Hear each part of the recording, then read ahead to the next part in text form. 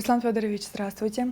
Рост заболеваемости COVID-19 и в столице, и в республике говорит о тяжелой эпидситуации. Я хочу спросить, что вы меняете в своей работе именно по контролю за соблюдением ограничительных мер? У нас работает оперативный штаб, мы периодически собираемся вместе со всеми медработниками, и так или иначе те, кто сопряжены с работой с большим количеством населения. Это транспортные наши предприятия, это центральный рынок, вещевой рынок и так далее. Ведем консультации, даем поручения и рекомендации те, которые в тот или иной момент нужны в случае такого роста заболевания, как сейчас. На протяжении последнего текущего месяца, июля, мы практически каждую неделю имеем 500-600 заболевших в неделю. В прошлой неделе это было 612 человек, из которых 570 это взрослые и порядка 50 детей. Ввиду этого нам пришлось по рекомендации Минздрава открыть еще одно отделение, отделение, там не так много, порядка 14 койко-мест в здании детской больницы на первом этаже, где располагается наша городская поликлиника. Такое промежуточное звено для детей, там, где им становится хуже, там их прокапали, посмотрели день-два, если хуже, потом уже определяется в госпиталь.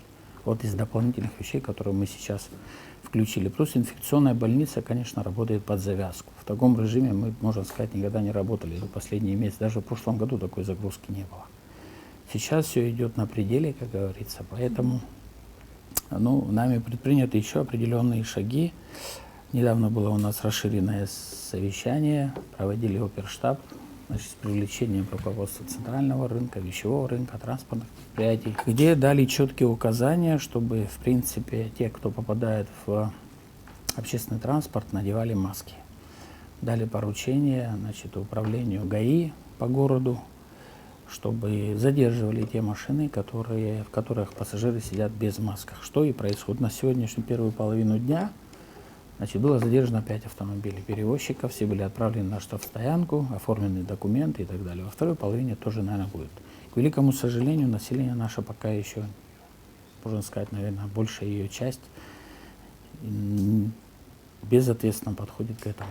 Поэтому приходится приводить уже такие вещи, когда будем вынуждены высаживать пассажиров и общественный транспорт отправлять на штрафные стоянки. Вы говорите, что в этом направлении работа ведется, но на самом деле мы видим, что не все придерживаются. У нас по городу 2 таких постоянно действующих поста. Это в районе турбазы, где у нас кольцо напротив 14-й школы, и на вокзале, перед вокзалом, уже в конце спуска по улице Эшба, там тоже стоит пост, который постоянно контролирует. Плюс передвижные ГАИ, которые ездят и смотрят за тем, чтобы и наши сотрудники, как департамент транспорта, так и руководство АТП и троллейбусного предприятия, постоянно ведут работу.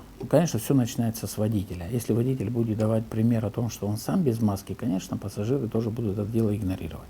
Но мы эти требования усиливаем и теми мерами о том, что я сейчас до этого сказал, что мы вплоть до высадки пассажиров и отправить автомобиль на штрафную стоянку. Что касается вещевого рынка, с утра у меня была информация, каждый день ее мониторю, практически ситуация стабильная, там все продавцы в масках сейчас, во всяком случае у меня утром такая, сейчас тоже, наверное. А также и руководство рынка предупреждены о том, что, возможно, будем уходить на график работы, что центрального, что вещевого рынка. Этим самым мы думаем стимулировать самих хотя бы продавцов, чтобы были все в масках и перчатках. Что на одном, что на другом рынке замеряется каждое утро температура всех, кто туда заходит.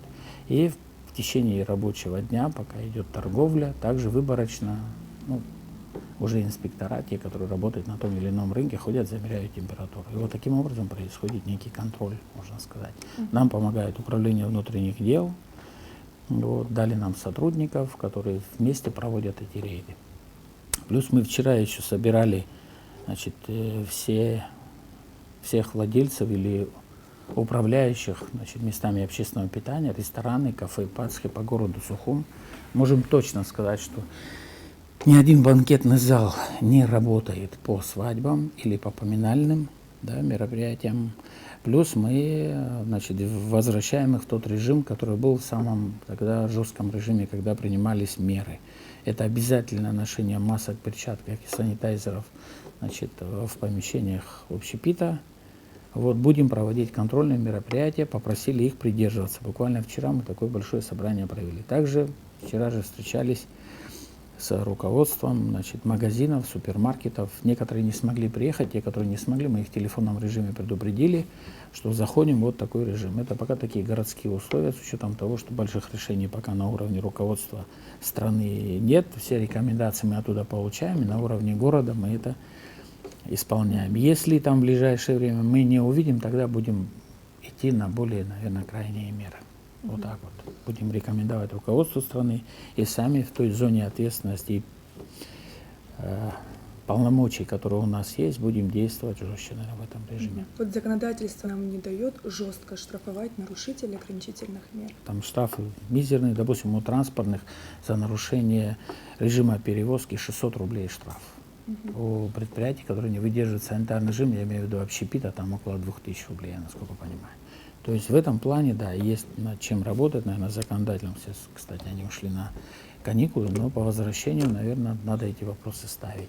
Более жесткие санкции, наверное, надо будет применять, потому что людям, наверное, легче заплатить штраф и дальше продолжать нарушать. Ну, так выходит по факту, мы с этим сталкиваемся.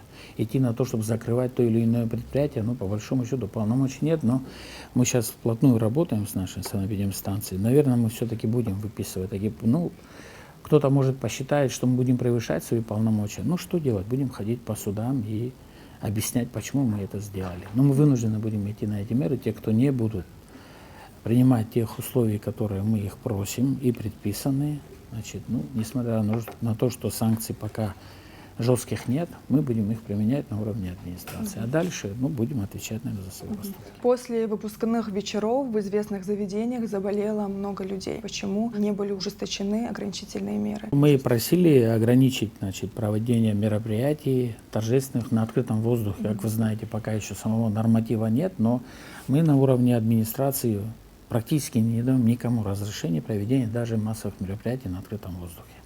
На тот момент это было еще не самое начало пика заболевания. Уже были заболевшие, но не 200 человек в день, как говорится. Ну и на открытом воздухе, значит, в отдельных кафе, ресторанах эти мероприятия прошли. Но они не были по 100 человек, или там было, ну как мне во всяком случае докладывали, человек 30. Там вот. было И они больше. все сидели, Было и они больше. все сидели, значит, как говорится, не вместе, а за разными столиками. В одном случае было человек 50. Вот. После чего мы уже жестко предупредили, все, даже на это мы не можем идти, закрывать раньше, значит, свои предприятия до 11 часов.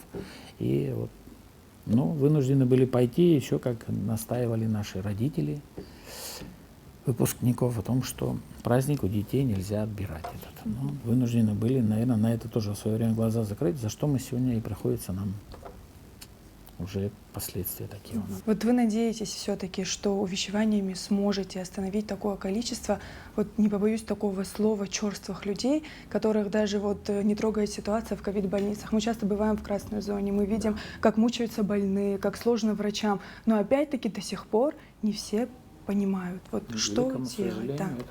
Все-таки нужно еще ужесточить и штрафы выписывать нарушителям. Ну, штрафы, да, это, наверное, я еще раз говорю, не совсем наша компетенция, да, это вопрос законодателя. Вот, но мы, те, кто сталкиваемся каждый день с этим, ну, просим об этом, чтобы, наверное, меры были ужесточены. Имеется в виду ответственность, меры ответственности. Вот, но есть те, кто не понимают. Говорят, что это мы уже или переболели, или сделали прививку. Ну, вот я говорил со специалистами, например, нам говорят, что человек даже привитый может сам не болеть, но быть переносчиком. То есть он может заразить человека, который не привит или имеет слабый иммунитет или как-то еще.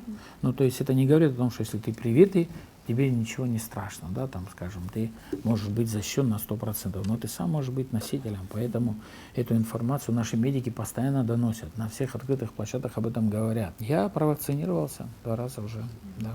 В смысле, обе процедуры провел, сегодня, по-моему, уже 30-й день. Как вы себя чувствуете? Отлично. Что после первой, что после второй вакцины. Есть ли у вас статистика заболеваемости среди туристов? На сегодняшний день ни в стационаре, ни в амбулаторных, значит, обзвонах, которые производят наши лечащие врачи городской поликлиники, туристов среди них нет. Ни одного. Ни в инфекционной больнице, ни среди 1751 заболевших сегодня по городу. Ни у одного из них нету, значит, среди них нет туристов. Это я ссылаясь на данные наших медучреждений. Беслан Федорович, спасибо, что нашли время и ответили на наши вопросы. Вы можете еще раз обратиться к нашим зрителям, чтобы они соблюдали хотя бы элементарные меры предосторожности. Я, пользуясь случаем, хочу обратиться к жителям нашего города и гостям столицы. Кто бы что ни говорил, ограничительные меры сегодня работают в городе, во всей стране. И нельзя это игнорировать. Просьба соблюдать ограничительные меры, придерживаться рекомендаций врачей. Ну и те меры, которые администрация города будет вводить, надо будет их придерживаться в обязательном порядке. Вот. Я еще раз говорю, может быть, придется нам идти на жесткие меры, я имею в виду администрации, потому что оперативнее, быстрее всего действуем мы, да, в данном случае наши службы. Поэтому кто-то, может быть, обратит на то внимание, что это противозаконно, или это, я еще раз говорю, мы готовы идти на крайние меры, даже если будут к нам серьезные претензии.